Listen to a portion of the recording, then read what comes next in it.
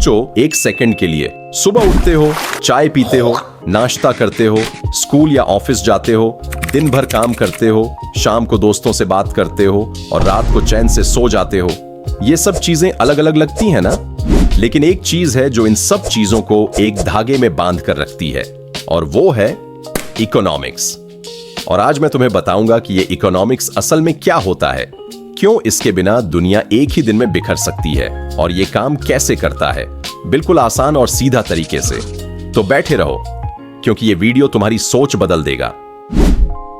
देखो, सबसे पहले एक बात क्लियर करते हैं। इकोनॉमिक्स एक ऐसा सब्जेक्ट है जो स्टडी करता है कि लोग, कंपनियां और गवर्नमेंट्स अपने लिमिटेड रिसोर्सेज को कैसे यूज करते हैं। अब यहां एक इंपॉर्टेंट वर्ड है, लिमिटेड रिसोर्सेज।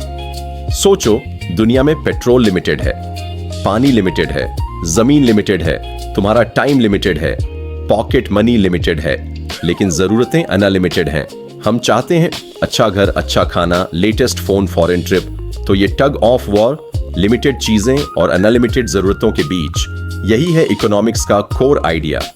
इकोनॉमिक्स हमें सिखाता है कि इन लिमिटेड चीजों को स्मार्ट तरीके से कैसे यूज करें। इसका एक सिंपल डेफिनेशन है, और वो है economics is the study of choices. तो जब भी तुम कोई चॉइस करते हो, चाय या कॉफी, बस या उबर, सेव करो या स्पेंड करो, तुम इकोनॉमिक्स कर रहे हो बिना जाने। इकोनॉमिक्स के दो टाइप्स होते हैं, पहला माइक्रो इकोनॉमिक्स, दूसरा मैक्रो इकोनॉमिक्स। माइक्रो इकोनॉमिक्स मतलब छोटा। यह स्टडी करता है इंडिविजुअल्स और कंपनियों को। जैसे एक आदमी अपनी सैलरी कैसे स्पेंड करता है, एक दुकानदार अपना प्राइस कैसे सेट करता है, एक कंपनी कितने लोग हायर करेगी। सिंपल एग्जांपल, तुमने देखा होगा कि जब पेट्रोल का प्राइस बढ़ता है तो लोग बाइक चलाना ज्यादा प्रेफर करते हैं। ये बिहेवियर, प्राइस चेंज होने पर रिएक्शन माइक्रो इकोनॉमिक्स है। मैक्रो इकोनॉमिक्स मतलब बड़ा। ये पूरे देश या दुनिया की इकोनॉमी को स्टडी करता है। जैसे देश में महंगाई क्यों बढ़ रही है, बेरोजगारी क्यों बढ़ रही है, रुपया डॉलर के मुकाबले कमजोर क्यों हो रहा है, सरकार टैक्स क्यों बढ़ा रही है।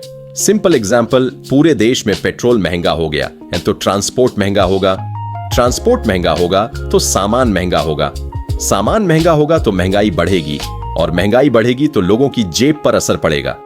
ये पूरा चेन रिएक्शन जो पूरे देश पर असर डालता है, उसे कहते हैं मैक्रो इकोनॉमिक्स। अब सबसे एक्साइटिंग पार्ट, इकोनॉमिक्स असल जिंदगी में कैसे काम करता है। डिमांड और सप्लाई, ये इकोनॉमिक्स का सबसे पावरफुल और बेसिक कॉन्सेप्ट है। डिमांड मतलब कितने लोग किसी चीज को खरीदना चाहते हैं, सप्लाई मतलब वो चीज मार्केट में कितनी उपलब्ध है। इसे एक सिंपल एग्जांपल से समझो। मान लो बारिश का मौसम आ गया और अचानक मार्केट में अम्ब्रेला की डिमांड बढ़ गई। हर कोई अम्ब्रेला खरीदना चाहता है, यानी डिमांड बहुत ज्यादा है, लेकिन दुकानों में अम्ब्रेलाएं कम बचे हैं, यानी सप्लाई बहुत कम है। रिजल्ट, अम्ब्रेला का प्राइस बढ़ जाता है। अब दूसरा एग्जांपल देखो। मान लो तुम एक छोटे से शहर में रहते हो जहां कोई भी स्ट्रॉबेरी नहीं बेचता। दूसरे शब्दों में सप्लाई जीरो है। अब मान लो वहां रहने वाले लोग स्ट्रॉबेरी खाना बहुत पसंद करते हैं। दूसरे शब्दों में डिमांड अच्छी खासी है।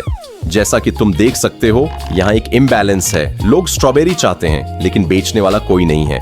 पीटर जो एक लड़का है, ये बात समझता है और स्ट्रॉबेरी बेचना शुरू करता है। शुरुआत में उसका प्रॉफिट बहुत ज्यादा होगा क्योंकि बहुत सारे लोग स्ट्रॉबेरी चाहते हैं और सिर्फ उसी के पास है। लेकिन जैसे जैसे समय बीतता है, फिर आती है एक लड़की जिसका नाम सारा है। देखती है कि पीटर कितना अच्छा कमा रहा है, तो वो भी स्ट्रॉबेरी बेचना शुरू कर देती है। इससे सप्लाई बढ़ जाती है और पीटर का प्रॉफिट कम होने लगता है। फिर और लोग भी स्ट्रॉबेरी बेचने लगते हैं। जितने ज्यादा लोग बेचेंगे उतनी ज्यादा सप्लाई होगी। अगर बहुत ज्यादा लोग स्ट्रॉबेरी बेचने लगें लेकिन डिमांड उतनी ना बढ़े, तो मार्केट में बहुत ज्यादा सप्लाई हो जाएगी और फिर कुछ लोगों का बिजनेस बंद हो जाएगा। आखिर में धीरे धीरे मार्केट में एक बैलेंस बन जाता है जहां डिमांड और सप्लाई लगभग बराबर हो जाती है। तो दोस्तों, ये थे इकोनॉमिक्स के कुछ बेसिक कॉन्सेप्ट्स। हमने कोशिश की है कि इकोनॉमिक्स जैसे बोरिंग सब्जेक्ट को थोड़ा फन और इंटरेस्टिंग तरीके से समझें।